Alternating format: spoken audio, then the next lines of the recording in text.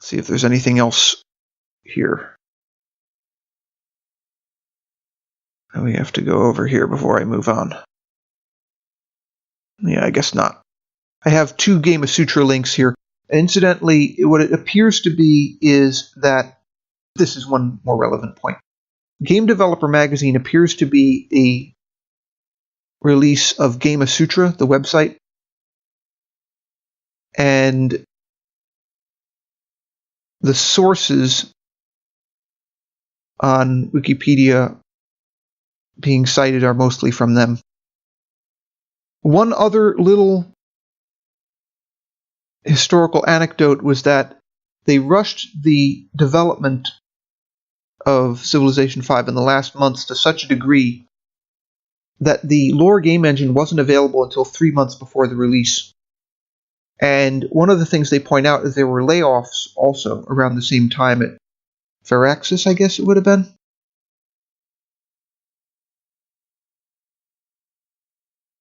Yeah, development team. So it would have been Firaxis, and that may have placed pressure on them. The development process had been actually 3 years, which may have had Sid Meier and other people above John Schaefer rather annoyed. That's a possibility, but I'm only speculating here. I can't speak for them, of course. Anyway, I'm going to take a look at a mature character in Civilization V, very late game, so that we can look at some of the new features before I actually play a game, because one of the drawbacks to how I've been doing this since Civilization 3 is that you only get to see the game up to 180, and for a mediocre player like me, you can't get a whole lot done in that short a span of time, because all the Civilization games are very, very time-consuming games. So this is the main menu. I'm going to actually lower the music here. Maybe turn it down all the way, because this is getting rather irritating, or at least it's in my way. So, I'm going to go to a mature game that I've played to pretty much the end.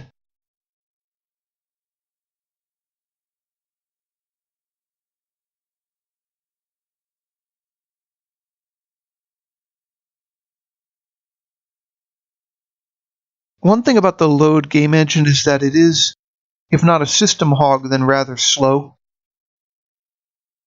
I have a relatively new computer that I'm doing this on, and at one point today, the screensaver switched on in the middle of a boot, so it is very, very, very slow. And, it's hard to consider that a good thing. So, alright, so see, it's kind of choppy.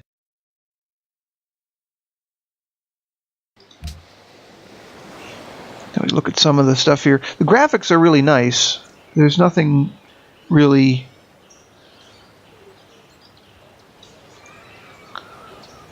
negative, I would say, about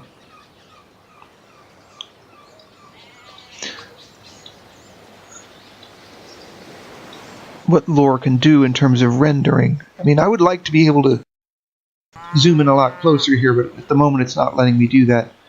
But I wanted to take a look at my ironclad there. I think that looks pretty nice.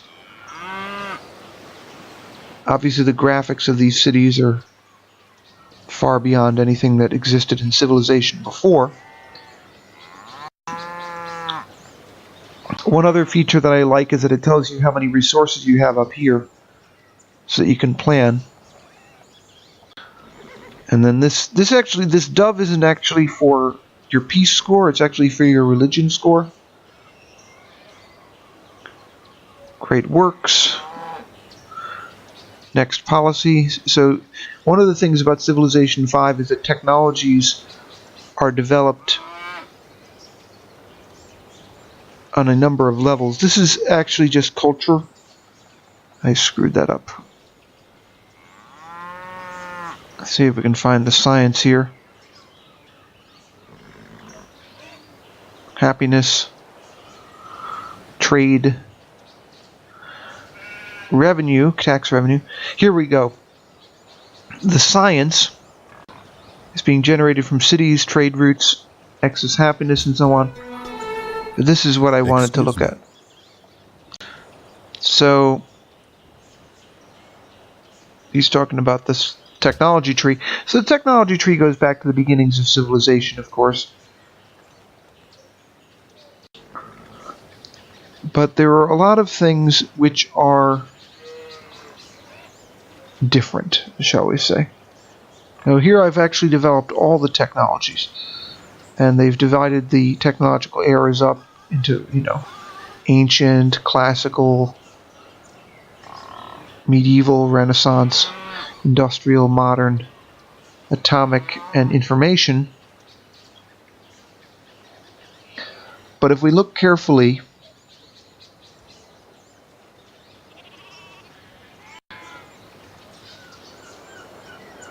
most of these don't have to do with civics. You have civil service there. But your civics development has to do with choices beyond science. This was my original point. So, social policies. This is the modernized versions of the civic screen from Civilization 4. And here note I haven't actually adopted too many of my available policies. I'm pretty crude, actually.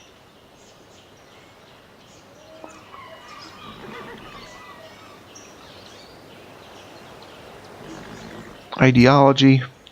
The ideology is separate.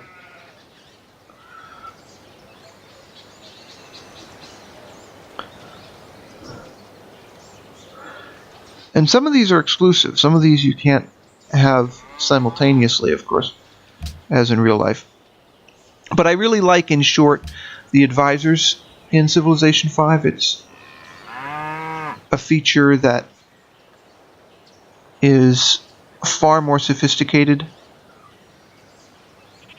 than in any previous version of Civilization, even if you don't have the animated High Council like in Civilization 2. It's the culture screen. For some reason we have the foreign advisor here advising me on culture. Not sure what's up with that. But it shows cultural production, art, and so on. Diplomacy. This is maybe the crudest one, surprisingly enough.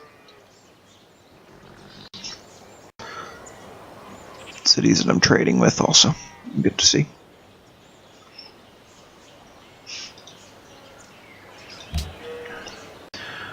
Now, my favorite thing that's returned for Civilization 5, if you remember, this is the city screen, right? Now, if you remember, I didn't mention this when I did the Civilization 4 playthrough, but actually, we have a city screen in Civilization 5. In Civilization 4, it's only a menu at the bottom of the main screen, like down here. I don't know if you remember that.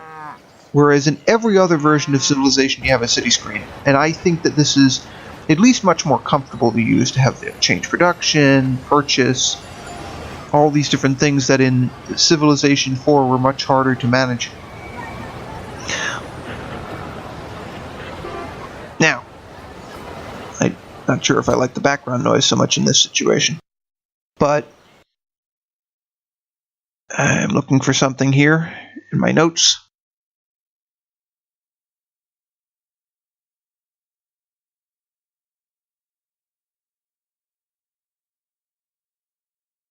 Okay, I can't find it now, so I'll do it in the next part.